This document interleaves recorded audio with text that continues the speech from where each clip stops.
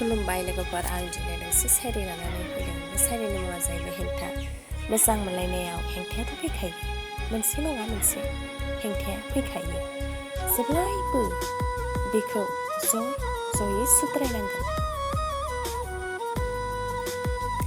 सैज्य खालामनो रोंनांगोन, हानायखिनिखौ जों सहायनांगोन। मोजां मोननायाव हेंथाया फैखायो, गोबां बिदिनो फैयो। बे हेंथाखौ गिनानै फासयबा जानाय नङा। मोजां मोननो रोंदोंब्ला जों हेंथाखौबो लामानि बे हेंथाखौबो होखारनो हानांगोन।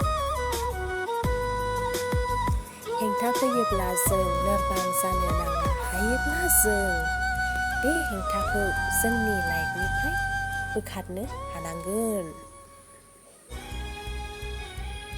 बे हेंथा जायोब्ला अरायबोनि थाखाय हेंथाखौ फेजेननो हानांगोन। जों बयबो हेंथा अब्लानो सुखु गोजोन थागोन। बे हेंथाया सुस्रांनो हायोबा जों जेब्लायबो गोजोनै थानो हागोन। एसेनोसै खन्थाइया, गोजोन्थों।